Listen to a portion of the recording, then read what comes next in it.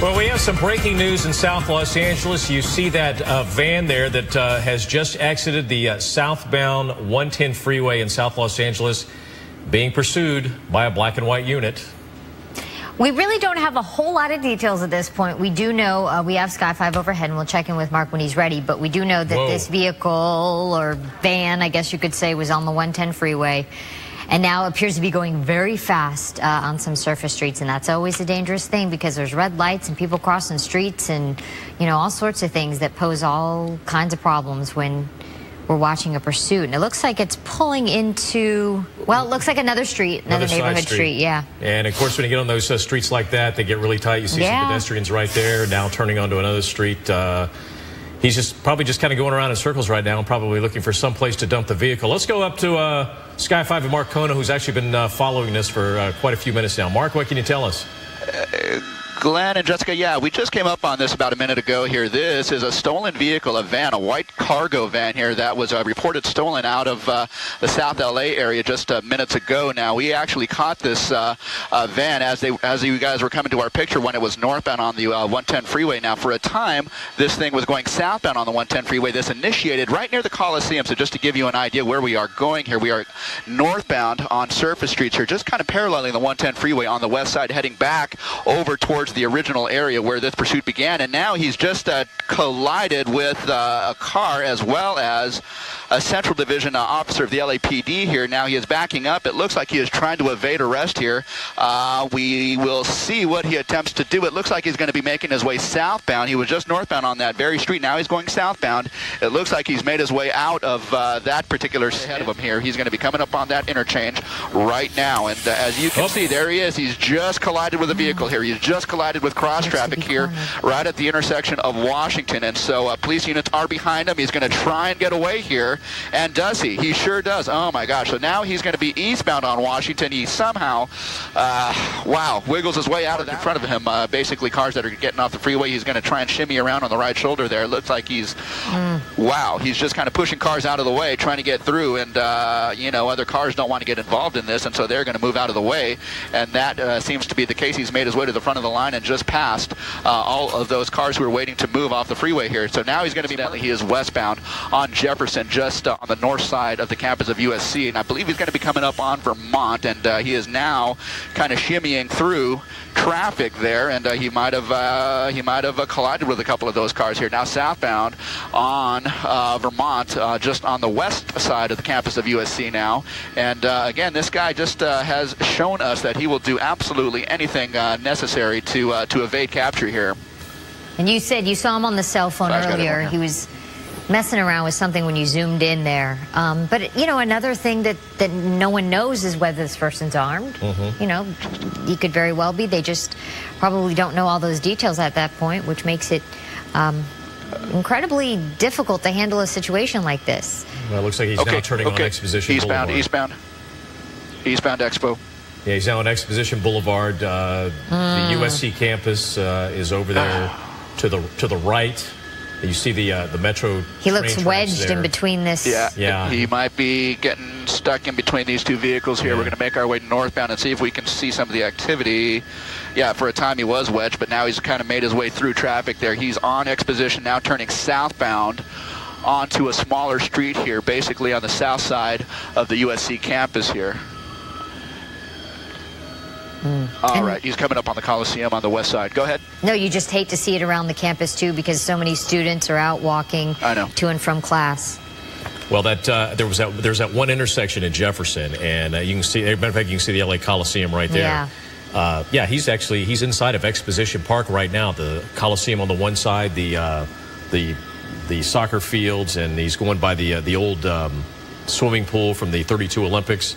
Now he's off of that property, and he's down in side streets, down in South LA now, south of the Coliseum. And these are some tight streets, and now, again, you got to start worrying about pedestrians. And it really doesn't appear to have caused any difficulty with operating this vehicle with all the damage that this van has sustained at this point.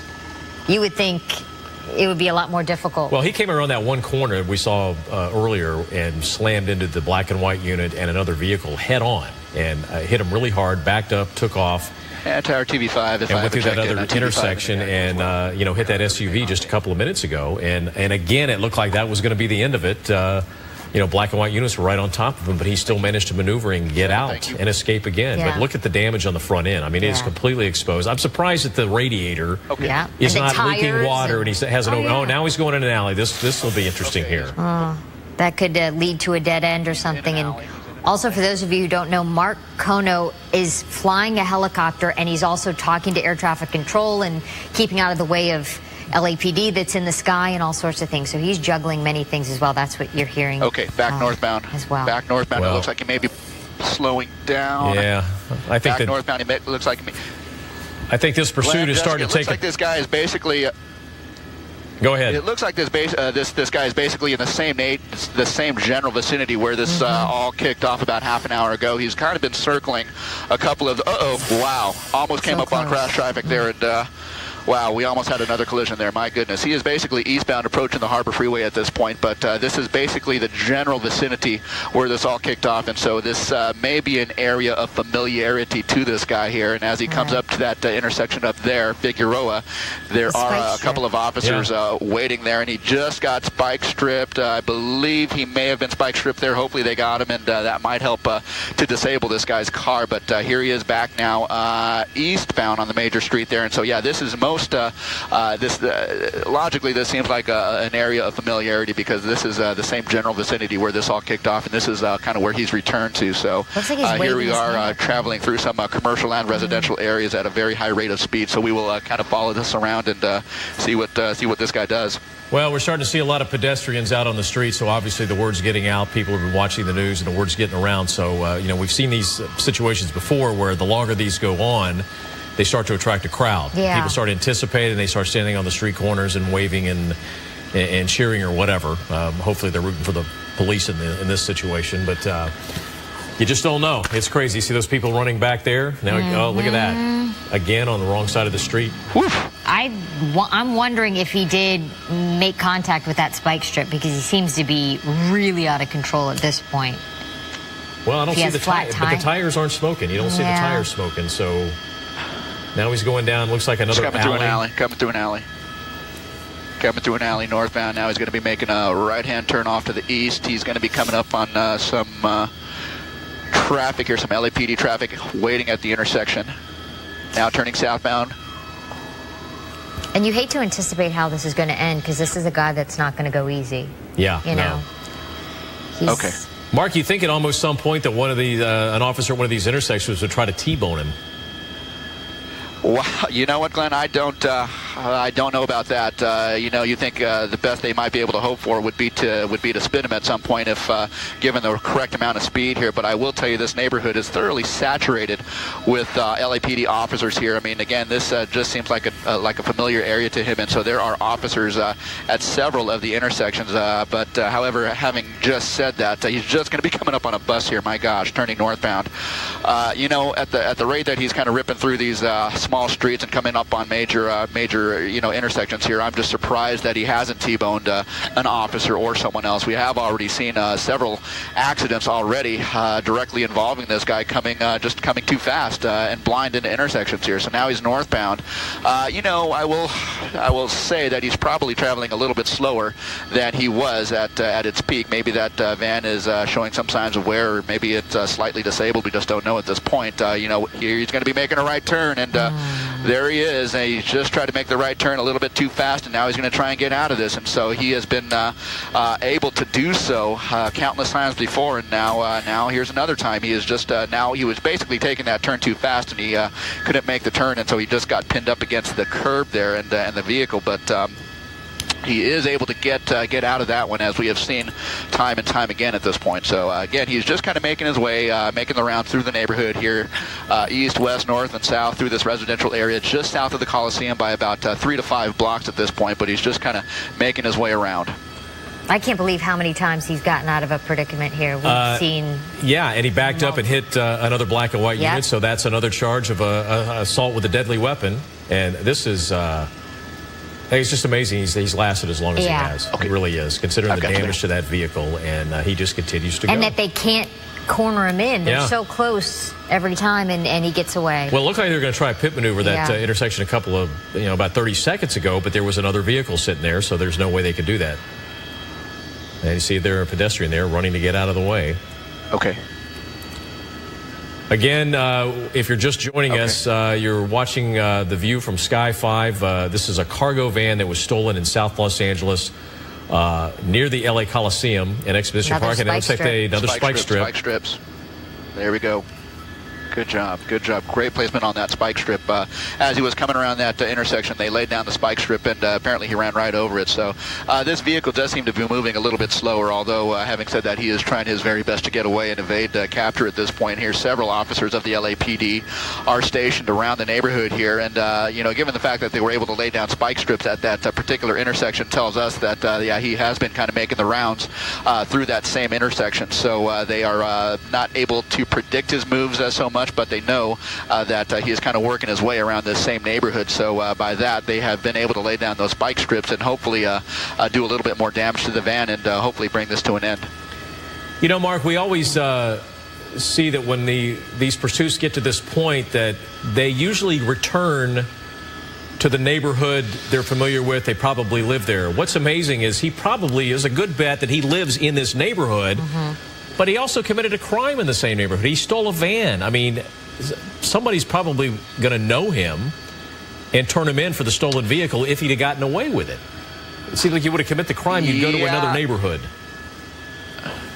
Yeah, you would think. But, who can attest to the, logic of, what these guys do and, why they do things. But he's literally going I in don't know for sure that the van is from this particular neighborhood, but he definitely knows, he certainly seems to know a little bit about the layout of this neighborhood here in terms of streets and, where to turn. And he just seems to kind of know the ins and outs of this neighborhood. So he has been just kind of making the rounds over, say, a 5 to 10 block square radius here, and he continues to do so. Yep. They're getting him at each stop sign, though. I mean, he's ran over multiple, and then now an officer just pulled back a woman there on the corner. Somebody was yelling, ran out in the street and was yelling at him. Somebody was yelling at him. Maybe someone he knows, like Glenn said, if he does live in this neighborhood, there could be relatives, asking him to stop. Okay, he's coming down the alley. He's turning down another alley. And the officer's right behind him. But you think at this point, just give it up. I mean, you're not getting away.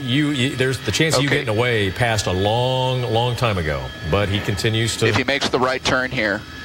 If he makes the right turn, half a block down is where that officer pulled that woman back. So we will see. It looks like this may be an area of familiarity here.